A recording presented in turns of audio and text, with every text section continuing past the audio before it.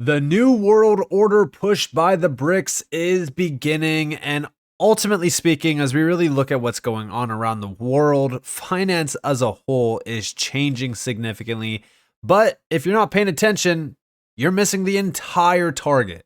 So welcome to the channel, everyone. My name is Nick. For those that are new to the channel, hopefully by the end of this video, you do become a subscriber. Let's start off with BRICS expanding, because we just saw Indonesia officially begin the process of becoming a BRICS member, and this is not, something that we're not used to seeing at this point.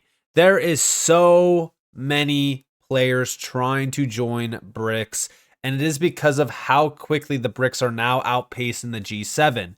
And this is something that I have been putting a big spotlight on, because a lot of people think that the BRICS are not that big, and that, what the BRICS are doing is not doing anything to the dollar or, dollar dominance. But that is extremely inaccurate, because what the BRICS have been doing is it's a death by 1,000 cuts scenario, where all of these big moves being made by the BRICS over the last roughly 2 years since the inception of sanctions on Russia have all accounted for pressure building up and up and up, and it is causing a lot of problems around dollar dominance outside of the US.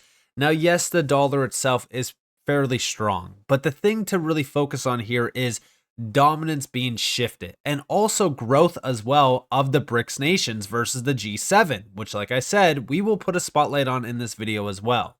Over here, we have breaking. 159 out of 193 countries have signed up to use the new BRICS settlement system. The US and the EU will no longer be able to use economic sanctions as a weapon. And let's just be real here, the sanctions have completely failed. They have done absolutely nothing but harm for the US.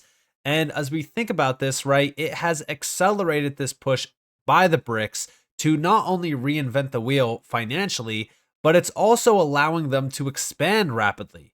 And if we actually look down here, we have this system allows countries to settle trades and payments in their own currencies, reducing reliance on the US dollar, which has long been the dominant global currency. And what we are actually seeing here is a massive shift in not only the world order to a new world order, but we're also seeing a shift in the way finance, specifically cross-border payments and trade transactions, how they are conducted. And finance as a whole is changing away from paper-based processes already to more digital-based. And a lot of the BRICS nations are already looking into CBDCs or digital currencies, which is something that I continue to focus on. But also, even over here, we have at the 30th or the 39th, annual International Banking Seminar, the South African Reserve Bank governor was asked to speak about the BRICS currency and payment system. I found his response interesting overall, but particularly at the end, where he said a currency without borders, without a central bank, is going to be an interesting currency to go with. Check this out. Yes. So the question to Letetia is, we've all heard a lot about the BRICS currency in recent days and the alternative payment system. Probably you can't tell us too much about that. But the question, if I'd like to frame it like this, does the practical implementation of some kind of non-dollar standard, does that depend more on the BRICS countries themselves or on what the United States either does or does not do? I think the first David's question from the street. This is what everyone's talking out there in the streets of Washington around the world is the BRICS currency discussions and the motivations and the drivers behind it. Let me find a less controversial way of putting it. My BRICS... We were talking about transparency and talking to people. My BRICS counterparts ask me, where does this thing originate from? So as central bankers in the BRICS community, we ask ourselves, whose idea is it? And we can't tell exactly whose idea it is. That's reassuring. Right? But it turns out that ministers of foreign affairs seem to have mentioned and talked about this. And I've got no doubt with some political commitment the thing might happen, but it's just so way out. I mean, let's put it this. As the central banks, we have been talking about the interoperability of our payment systems. That is where we're spending our energy. Talking about cross-border payments. That's where we're spending our energy. We've not been talking about a currency. In any case, as central bankers, we can't determine the currency. Currency is a political project. So somebody must make a political call and say that is what is going to happen. But just looking at what has been happening with BRICS, we have got a swap line with the People's Bank of China. They have got a renminbi clearing center in Johannesburg. If there is a shortage of RMB, they will put RMB into the trading system. And if there's a shortage of rand, we would do the same. The Indians have been talking about that, and we'll put a swap line with the Indians. And the BRICS have got a contingency reserve arrangement where we would cooperate on this. And we have tested this thing, and it works. Suffice to say, one of the countries couldn't quite settle because they are excluded somehow, somewhere, and so we can't deal with that.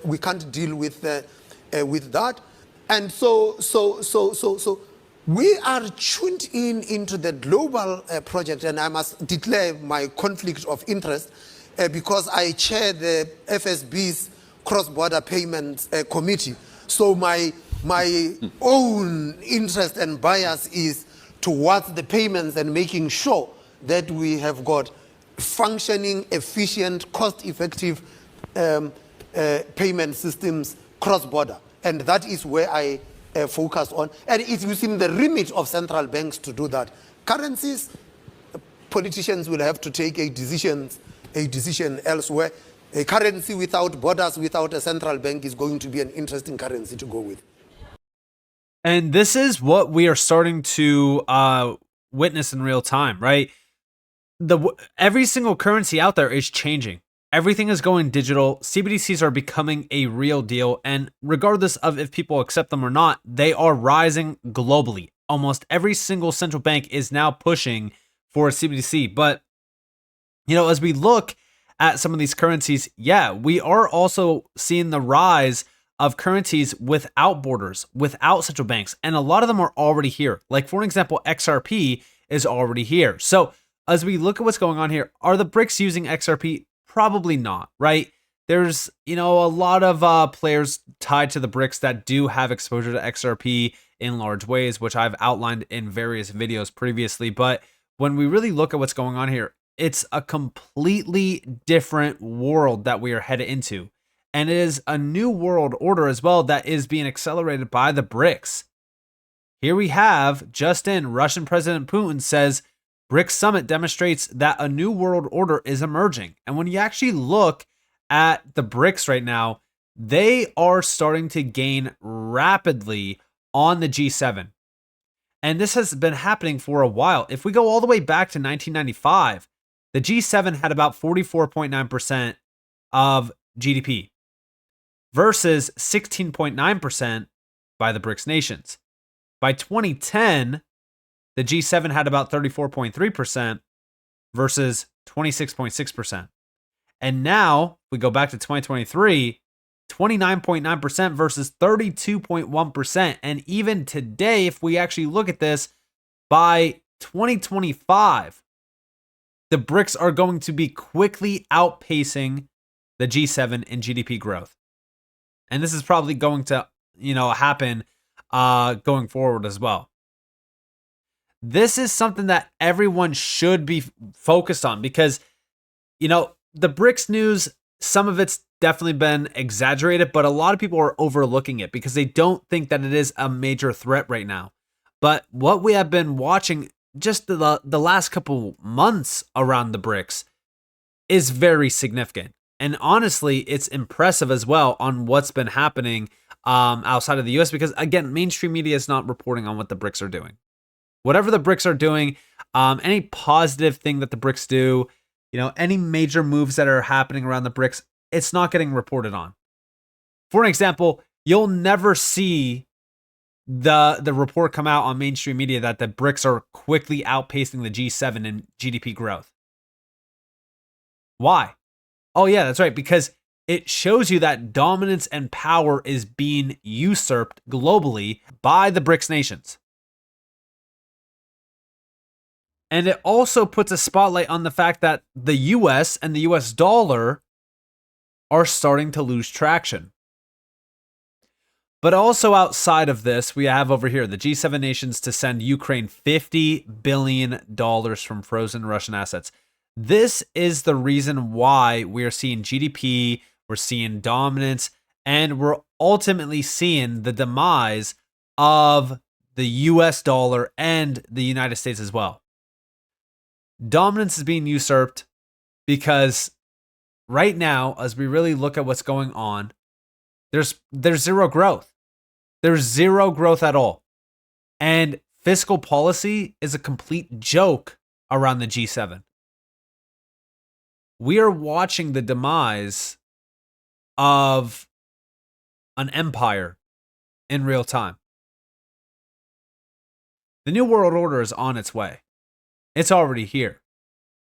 And the other day, I also reported on the fact that Russia is now in talks with other BRICS members about creating an international precious metals exchange as well. This is going to rival Western trading platforms such as the London Metals Exchange and would protect trade from sanctions. Now, on top of this, we also just got a big update that Russian President Putin proposes plan to create a BRICS-based grain exchange. A number of BRICS countries are among the world's largest producers of grain, vegetables, and oilseeds. We propose opening a BRICS grain exchange, which would facilitate the formation of fair and predictable price indicators for products and raw materials, taking into account their special role in ensuring food security. Again, why is all of this significant? Well, because a lot of the major energy players are also tied to the BRICS. Let it be known that although mainstream media is completely avoiding this subject, we are watching as the BRICS are quickly becoming an absolute powerhouse. Which should also tell you what is going on right now outside of the US. And even if you are outside of the US, right, you should be focused on what the BRICS are doing. Because this is going to affect the global world order. Everything is shifting in real time. And a lot of this is also based on digital currencies. We're starting to see, finance as a whole completely change. Everything around us is going to change from this. This is why I find it absolutely crazy that people are just overlooking what the BRICS are doing. Because they have quickly expanded in just the last 2 years. Ever since sanctions, what the BRICS have accomplished in such a short amount of time, it's impressive. And I could just imagine what's going to happen in the next 12 months, the next 24 months. Because if we look at the overall outlook here on GDP growth, it seems as though the BRICS are not going to slow down. So we'll definitely keep a close eye on this, but definitely focus on the BRICS because they are becoming an absolute powerhouse. And this is that new world order. So with that being said, I hope that you guys enjoyed this video. If you guys did, definitely like, subscribe, turn notifications on because more free content. You guys are more than welcome to follow me on Twitter and join the free Discord in the description below. And with that being said, guys, it's been Nick. Thanks for watching. Peace out.